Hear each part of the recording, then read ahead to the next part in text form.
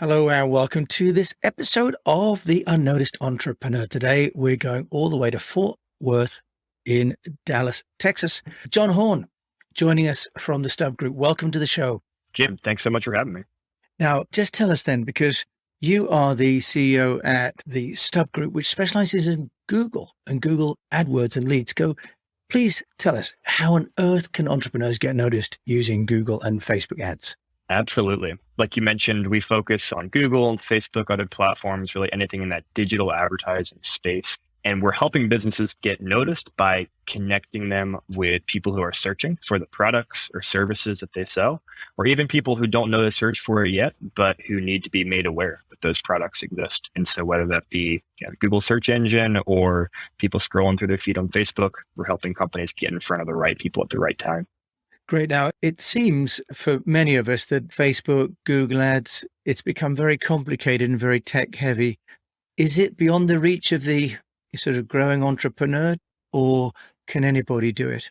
That's a great question. And that's a question that we're asked often by businesses saying, hey, do we need to hire a third party to help us, or can we just work directly with the platforms? And really the answer is both and. So you can DIY Google ads or Facebook ads, and both platforms put a lot of money into advertising to small businesses saying, hey, come and do it through our platform.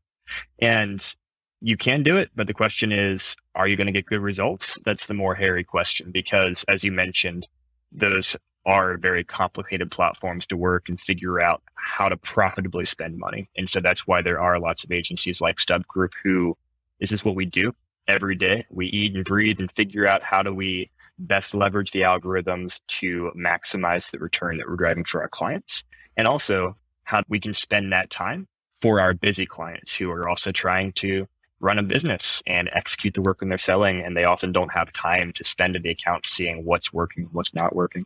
I think you've raised a lot of really good points, that not only time is money, but also if it's spent badly, then it's worth and not worse than spending it at all. So John, just tell us and take us through, a company comes to you and says, help, John, what should I do for my internet advertising? Take us through how you build a campaign. Absolutely. The place that we start out is looking to understand as much as we can about the business who's coming to us. So understanding their numbers. What can they, afford to spend to acquire new business based upon their margins? Let's say if they're selling products, what are their profit margins? How much is a new order worth to them? Also based upon the lifetime value of a customer. Are they going to be a one and done customer, or are they going to be with you for years, make recurring revenue? So it's about figuring out those numbers with businesses and then translating that on the advertising side to say, okay, well, if we can afford to spend X, $100 to acquire a new customer, well, let's look at the cost of traffic. How much do we need to pay to get relevant people to the client's website? And let's look at conversion rates. What can we reasonably assume? How many of those people getting to the website will then actually take the desired course of action to purchase that product or fill out that form or call the client? And so we try to work our way backwards from the client's numbers to what's realistic in the advertising space to either say, you know what, we don't think it can work because the numbers just aren't there. It's too competitive. Or, hopefully, ideally, hey, yes, we see opportunity here. Let's go ahead and test it out and start spending money, start getting that good data, that good traffic, and then optimizing and improving over time to hit those goals for a client. And a big part of that too is figuring out what platforms should we use for that client.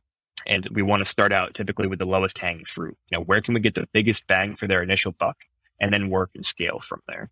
So if it's a client who's selling something that people are actively searching for, typically those people are going to be searching on Google. They're going to be typing in whatever, plumber near me, or best software to use for this reason or that reason.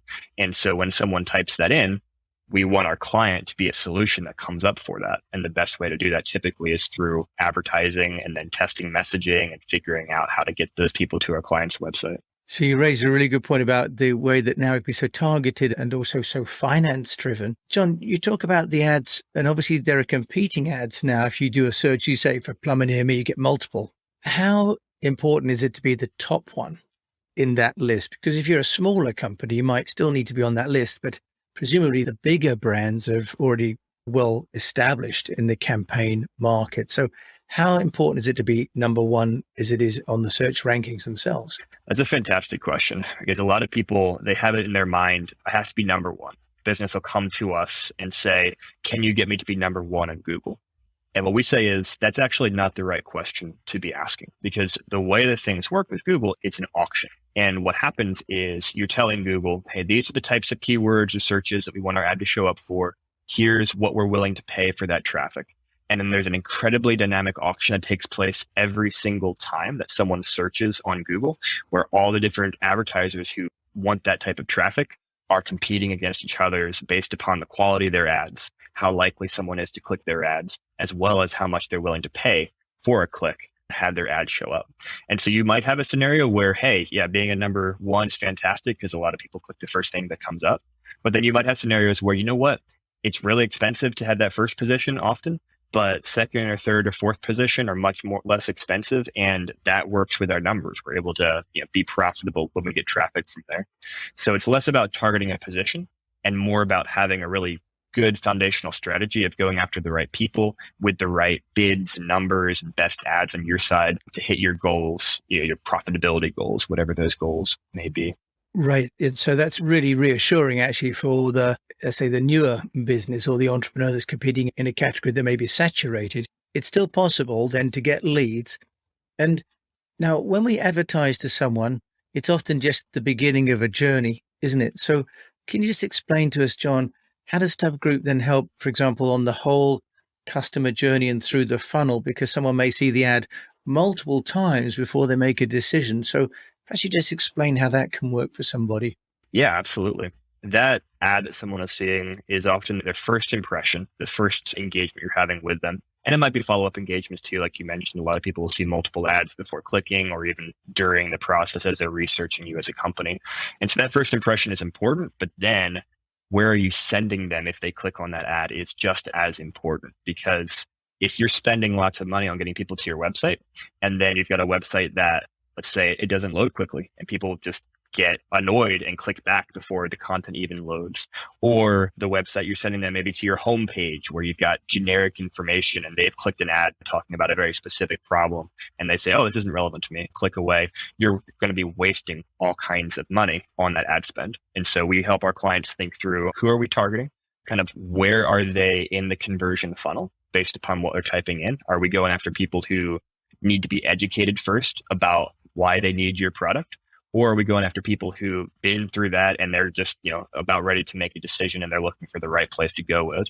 And so we help our clients think through those realities and try and craft the landing pages and where we're sending that traffic on the client's website to best match those pain points that are in the mind of the people clicking through those ads and that are best suited to funnel them towards whatever action we want them to take, whether it's placing an order or making a phone call or filling out a form or whatever that action is.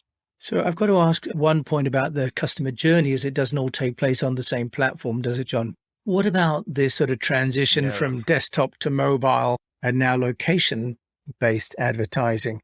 Is that really making it too complicated to use Google ads or Facebook ads, for example? Yeah, that's something, it's been a reality for a long time. Traffic from mobile devices has been more than 50% of total traffic for 4 or 5, maybe even 6 years at this point. So it's been something that we've been working with for a long time. And it definitely, it makes it more difficult to track the journey that people are taking. If, let's say, they start their research on their phone when they're riding the bus, and then when they get home, they go to their computer and go back to the website, or maybe they see a Facebook ad and they click through that. So there's a lot of segmentation to that journey, a lot of different data points and fragmentation. But there's a couple things that we look to do to try and, make that a unified journey in terms of what we can see on the tracking side. Some of that comes down to tracking and identifying people across devices or across platforms. And there's a lot of ways that we can do that with the tracking codes that we can implement for clients. And then some of it is, testing and kind of modeling out and saying, okay, you know what, we allocated this amount of ad spend to this platform. We know our tracking is not 100% accurate, but we can, look at different date ranges and say, oh, did we move the needle during that time period when we did this? What happened in terms of sales or traffic to the website? And then when we tested this different thing, how did that change? And so a lot of that comes back to ongoing optimization and measuring as much as possible about what's happening with the traffic we're driving to the client's website. Wow. And then you mentioned there about moving across to the client's website with the tracking. How are you being impacted by the ability of consumers now to like block cookies, for example? Is that making a big difference? You're getting lots of like black holes now on that customer journey? It has definitely made it more challenging. One of the biggest single challenges on the tracking side of things that has happened recently is Apple last year when they did their iOS 14 update and made it very easy for people on iPhones to opt out of being tracked across apps and mobile websites. And what that has done is it has made it more difficult to track the journey and to do the types of targeting that ideally we'd like to be able to do. But it just means that we need to take different strategies because at the end of the day, the people are still the same. They're still using the devices. They're still looking for these products and services. And so we have to just get more creative about, for example, on the Facebook side, we're going to run Facebook ads and we have less actual tracking visibility. Maybe let's send all of our traffic to landing pages just built for Facebook. So we know that people coming through the forms in those pages came from Facebook, even if the Facebook tracking pixel isn't able to track, every single one of those submissions. So it's things like that you can do. And then again, it's about going back to the basics of, are we running good campaigns with good messaging that send people to well-crafted landing pages that actually meet the needs that they have? And then, try and fill those gaps in as much as possible on the back end. So you mentioned there about good campaigns. John, can you give us, one or two tips on what makes a great campaign? What makes a great ad? Because you'd refer earlier on to the fact that, the algorithm choose not only the most sort of well paid, but also the best creative ads to show. Absolutely. A lot of people, when they talk about good campaigns, they focus on what we call vanity metrics. So they're saying, oh, I got X number of impressions on my ad. So many people saw it, or even so many people clicked through. I've got a great click-through rate. But none of that really matters if that's not increasing your bottom line as a business. So what we care about as a good campaign is, are we making you more profit? Are we getting you whatever your KPI is, whatever that key performance indicator is, actually going to make you money? Is this campaign doing it? And then are we able to scale that and continue doing that better over time? So that's a factor of the conversion rate of the traffic we're driving, as well as the click-through rate of people who are seeing our ads and then clicking through. And that goes back to the messaging, to the targeting, and even to the tracking on the back end. John, can I ask a question about the difference between B2B advertising online and consumer or B2C? Are there any sort of main differences that your clients need to take account of between the two different disciplines?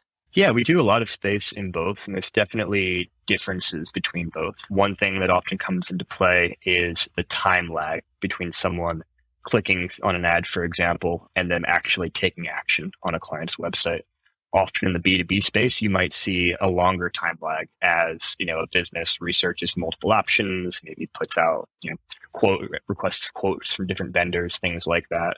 And so you have to factor that time frame into your campaigns and even into measuring whether something's been successful. So if it takes a month for someone, between filling out a form and then actually making a decision to move forward with you, when you look at your data to analyze how much money you're making from your campaigns, you got to factor that into that. Okay, we've got this pipeline in place. Here's what we can expect to get moving forward, stuff like that. On the consumer side, typically it moves a little more quickly. Now, certainly there's plenty of times where there could be a longer lag as well, especially if it's a higher price point product or service. But usually it's going to move a little bit more quickly there. And then also you've got to take into account on the business to business side of things, often the person that's initially seeing your ad or get into your website, they might not be the decision maker.